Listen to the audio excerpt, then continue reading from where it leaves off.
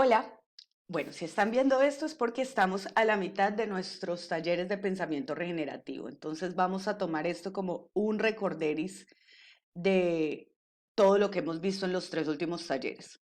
Permacultura, cultura permanente.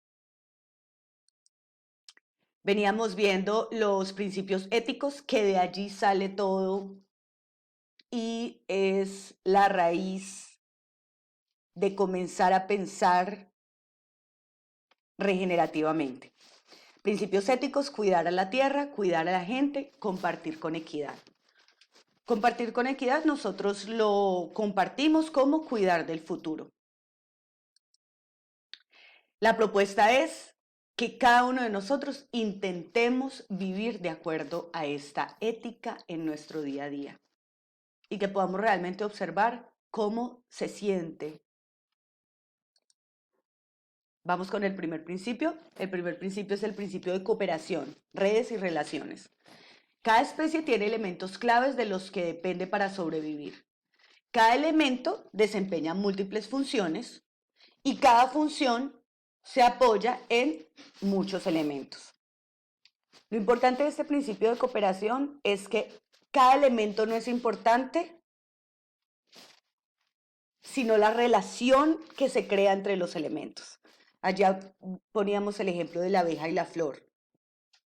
La abeja, cuando va y toma el néctar de la flor, coge el polen y va y poliniza y hace que hayan más flores en el ambiente. Realmente es ese proceso, el de la relación entre la abeja y la flor, el que trae beneficio para todo el sistema vivo. Porque esa es una de las claves de este principio de cooperación. Cualquier relación que se cree entre los elementos del sistema debe ser benéfica para todos los elementos del sistema. Principio número 2 es observar e interactuar. Y el principio número 2 nos dice que la belleza está en los ojos del que la mira. Y dice, este principio se encapsula en esta frase porque sugiere que los preconceptos y juicios inherentes en nuestra observación y la necesidad de desarrollar nuestras observaciones de acuerdo a nuestros juicios y nuestras perspectivas. Generalmente tendemos a hacerlo. Que cuando emitamos un concepto, siempre va, por decirlo, sectorizado por nuestro juicio o nuestra perspectiva. El principio número 3, capturar y almacenar energía. Capturar el máximo de energía de los cultivos, por ejemplo, que se guardan en la biomasa, como la comida y el humus. Ese es un ejemplo que les tenía. Pero dice, recoge el heno mientras el sol brille. Es decir, si voy a hacer una actividad y es mucho mejor hacerla de día, pues voy a preferir hacerla de día que hacerla de noche. Entonces, pensar cuál sería la mejor forma para para plantear el proyecto, para hacer lo que sea que yo me proponga hacer, donde yo pueda capturar y almacenar energía. Principio número 4. Nos habla obtener un rendimiento y dice, no puedes trabajar con el estómago vacío. Y les tengo aquí unas notitas que tomé. Dice, ser estratégicos, planear la siembra, por ejemplo, priorizar las especies que generan más valor a lo que se requiere en términos de fertilidad y labor. Ese es un ejemplo desde la parte ambiental. Pero entonces, siempre es cómo generamos abundancia con nuestro proyecto, en nuestra vida diaria, cómo podemos generar abundancia. Principio número 5. Aplica la autorregulación y acepta la retroalimentación. Dice, los pecados de los padres castigan a los hijos hasta la 7ª generación. Entonces, en el medio ambiente, por ejemplo, las legumbres pueden nacer y pueden florecer mientras haya nitrógeno en el suelo, ¿sí? Si se fija el nitrógeno en el suelo, ellas pueden florecer. Si no, no pueden permanecer en ese suelo. Y así con muchos componentes en los sistemas vivos. Entonces, hay una regulación de elementos. En nosotros como seres humanos, ¿cómo aplicamos la autorregulación? ¿Qué tanto aceptamos la retroalimentación? Siguiente. Principio número 6. Usa y valora los recursos y servicios renovables. Entonces, ¿cómo nosotros podemos usar los elementos o los servicios o los recursos que tenemos a nuestra disposición? Y no tener recursos y no traer recursos importados desde otros países. ¿Cómo nosotros podemos generar una solución con lo que tenemos, usando los recursos que tenemos en el área que tenemos para nuestro proyecto, para nuestro programa, para nuestra propia casa? Muchas veces, ¿cuántas veces no nos ahogamos en un vaso de agua y a veces la solución para nuestro problema está dentro de nuestra misma casa? Principio número 7. Deja de producir desperdicios. Dice, evitando producir residuos se evita generar carencia. Más vale prevenir que curar. Entonces, realmente, ¿cómo vamos a poder creativamente poder utilizar nuestros residuos? Número 8. Diseña desde los patrones hacia los detalles. Dice, el árbol no deja ver el bosque. Y dice, el diseño de los patrones naturales nos puede permitir realizar un diseño más completo. Es decir, si nosotros estamos planteando una solución, queremos plantear una solución para cierto problema en nuestra comunidad, bueno, o para nuestro proyecto, si nosotros paramos, que era lo que hablábamos anteriormente, para observar y realmente mirar cuáles son los patrones para poder plantear nuestra solución, va a ser mucho más efectivo. Siguiente principio, 9, es integrar más que segregar. Dice, muchas manos alivianan el trabajo. Entonces, ¿cuántos elementos yo puedo considerar integrar en mi proyecto o en mi idea para que realmente que tengan roles multifuncionales, ¿sí?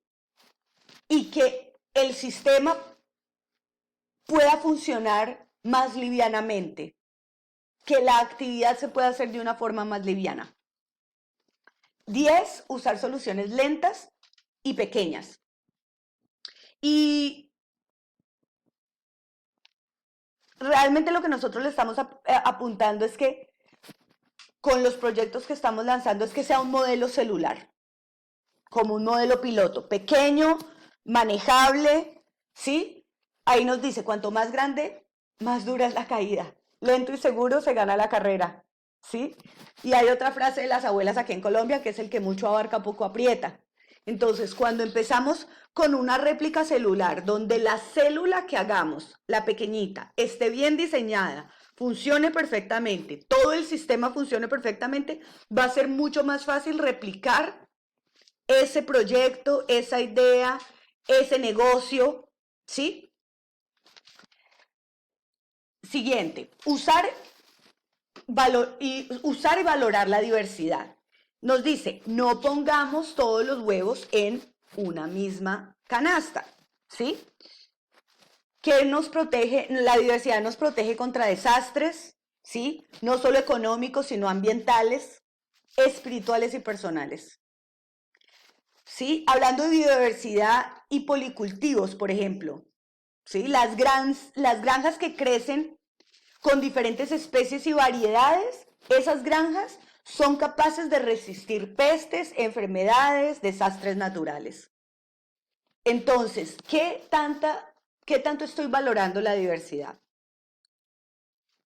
Siguiente, usar los bordes y valorar lo marginal. Dice, no piense que es un buen camino solo porque hay muchas pisadas, ¿sí? Muchas veces nos damos cuenta que justo son las fronteras las que son más, en las que hay más diversidad y de las que más se puede aprender. 13. Usa y responda creativamente al cambio. Dice, la visión no es ver las cosas como son, sino como serán. Porque el cambio es una realidad inevitable, ¿sí? Nosotros no podemos evitar que nuestra vida cambie, que el ambiente cambie. Es un proceso natural de la vida y de esta tierra. Entonces, ¿cómo yo me voy a preparar para responder al cambio? Y responder creativamente al cambio también tiene que ver cómo voy a desarrollar la resiliencia en mí. ¿Cómo voy a desarrollar la resiliencia en mi proyecto, en mi idea, en mi comunidad, en mi emprendimiento? Siguiente, 14. En el problema está la solución. En el problema está la solución. Allí debemos observar, meditar. Y realmente la clave de esto es comprender el origen de los problemas para poder plantear soluciones importantes. Y el último principio, todo germina. Todo tiene un impacto en su medio ambiente. Nosotros como seres humanos tenemos un impacto en nuestro medio ambiente. Hasta este punto en los talleres, nosotros queríamos que ustedes identificaran cuáles eran los principios que más les llamaban la atención de todos estos que vimos. También vimos que desde la propuesta del pensamiento regenerativo es que estos talleres nos lleven a realizar una acción, pero la acción debe ser generada a través de pensar como la naturaleza, mediante una observación reflexiva y guiados por la ética. También en los talleres vimos sistemas complejos, donde decía que cualquier sistema con 3 o más variables que interactúan es un sistema dinámico y complejo.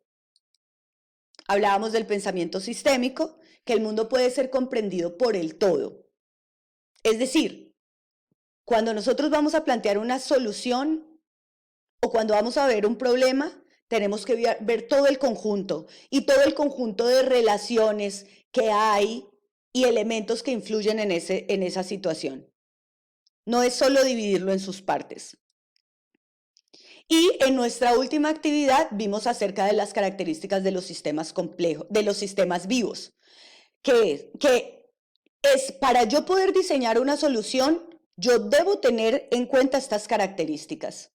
Si yo realmente tengo en cuenta estas características para mi proyecto, para mi empresa, para mi vida, voy a tener un muy alto grado de probabilidad que mi proyecto sea exitoso y perdure en el tiempo.